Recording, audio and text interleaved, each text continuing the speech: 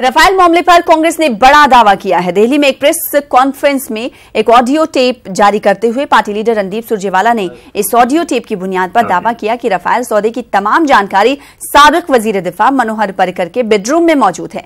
सुरजेवाला के मुताबिक ये ऑडियो टेप गोवा के वजीर विश्वजीत राणे की गुफ्तगू पर मबनी है। विश्वजीत किसी से कह रहे हैं कि राफेल सौदे की तफसील मनोहर पर्रिकर के बेडरूम में मौजूद है। राफेल घोटाले में अब गोवा की भाजपा सरकार के मंत्री ने सनसनीखेज और चौंकाने वाला खुलासा किया है और भ्रष्टाचार की सारी परतें उजागर कर दी हैं। कुछ दिन पूर्व हुई इस हंगामेदार बैठक में गहमा गहमी के बीच जिस प्रकार से गंभीर रूप से अस्वस्थ होने के बावजूद गोवा के मुख्यमंत्री के पद पर पदेन रहे श्री मनोहर पर्रिकर ने कहा कि उनका कोई कुछ नहीं कर सकता क्योंकि राफेल की सारी फाइलें उनके पास हैं, उनके बेडरूम में, उनके फ्लैट के अंदर मौजूद हैं।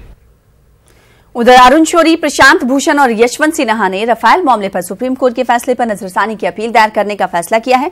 राफेल सौदे पर दिए गए फैसले को वापस लेने और खुली अदालत में बहस की भी अर्जी दाखिल की जाएगी। इस अर्जी के मुताबिक राफेल सौदे पर फैसले में कई गलतियां हैं। अर्जी के मुताबिक अदालत ने हुकूमत की तरफ से पेश किए गए बेबुनियाद दावों की बिना पर फैसला सुनाया। हुकूमत की जानिब से दावे अदालत को सील बंद लिफाफे में पेश किए गए थे जो इंसाफ के बरक्स हैं। अर्जी में यह भी कहा गया है कि अदालती फैसले के बाद इस मामले के कई अहम पहलू जाहिर हुए हैं जिनकी बिना पर इस फैसले पर नजरसानी लाजिमी है।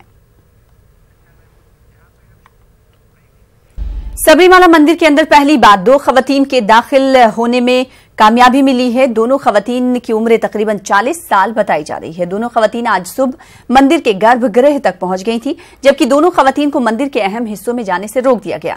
आपको बता दें कि सभी उम्र की खवातीन को सबरीमाला मंदिर में दाखिले के ताल्लुक से सुप्रीम कोर्ट फैसला सुना चुका है, लेकिन अकीदतमंदों की मुखालिफत की वजह से अभी तक कोई भी खातून मंदिर के अंदर नहीं दाखिल हो पाई थी। खवातीन के दाखिले के बाद मंदिर को बंद कर दिया गया। पाक करने के लिए मंदिर को धोया गया, जिसके बाद मंदिर को फिर से खोल दिया गया है। हम वहाँ पे गए या फिर इसके पहले जो महिलाएं गई थी वो डिक्लेयर करके गई थी। पुलिस प्रोटेक्शन दे रही थी, लेकिन पुलिस को जो है वो भक्तों को भी वहाँ पे विरोध करना या हमें प्रोटेक्शन देकर सिर्फ दिखाना, ऐसी जो है वो दोहराई भूमिका उनकी थी। लेकिन आज जब वो किसी को बिना बता के गई है तो उनको प्रोटेक्शन देना जो है वो आसान हो चुका है। तो मुझे लगता है कि उनके ऊपर कुछ टीका टिप्पणी करने से अच्छा है कि सरकार का और पुलिस का आज हम फिर से अभिनंदन करेंगे, लेकिन सरकार का और पुलिस को यही अपील भी करेंगे कि आज से ये प्रवेश सभी एज की महिलाओं को कंटिन्यू शुरू रखना चाहिए, तभी जो है वो हमारी जो है वो पूरी तरह वहां पे जीत होगी। मैं सबसे पहले तो उन महिलाओं को सैल्यूट करती हूँ। इस पुरुष प्रधान समाज में महिलाओं की जो आगे नहीं बढ़ने देना चाहते हैं, मैं कहूंगी कि उन्होंने तमाचा मारने का काम किया है। और क्योंकि सरकार से भी कोई उम्मीद नहीं है कि हम कितना जोर लगाते हैं और कितनी बार आप प्योरीफाई करते हैं, और ये जरूर अब मुझे लगता है कि कुछ सालों में साबित हो जाएगा कि महिलाओं का प्रवेश उस जगह को पवित्र करना है, ना कि अपवित्र करना। इस वक्त बड़ी खबर आ रही है। 1990 में कार सेवकों पर गोली चलाने के मामले में मुलायम सिंह यादव को बड़ी राहत मिली है। सुप्रीम कोर्ट ने मुलायम सिंह के खिलाफ FIR दर्ज करने की अर्जी खारिज कर दी है। तो सुप्रीम कोर्ट ने बड़ी राहत मुलायम सिंह यादव को दी है।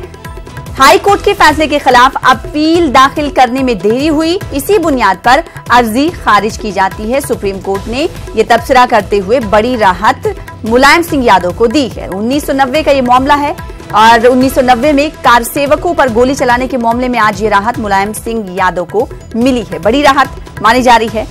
हाईकोर्ट के फैसले के खिलाफ अपील दाखिल करने में देरी हुई, इसकी वजह से इसी बुनियाद पर आज अर्जी खारिज की जाती है, सुप्रीम कोर्ट का कहना है। साबिक क्रिकेटर अजहरुद्दीन टीआरएस में शामिल हो सकते हैं। जराये का कहना है कि टीआरएस अजहरुद्दीन को सिकंदराबाद लोकसभा हलके से टिकट दे सकती है। हालिया हरसे में कांग्रेस से टीआरएस में शामिल होने वाले लीडरों ने खबर की तौसीक की है। अजहरुद्दीन के करीब करीबी समझे जाने वाले जराये ने इस बात की तस्दीक कर दी है। जराये का कहना है कि वजीर आला केसीआर भी अजहरुद्दीन की टीआरएस में शमूलियत को लेकर काफी मुस्बत सोच रखते हैं। याद है कि कांग्रेस ने तेलंगाना असेंबली इलेक्शन से कबल अजहरुद्दीन को प्रदेश कांग्रेस कमेटी का कारगुजार सदर मुकर्रर किया था। बताया जा रहा है कि असदुद्दीन ओवैसी की बेटी की शादी में केसीआर और अजहरुद्दीन की मुलाकात हुई थी।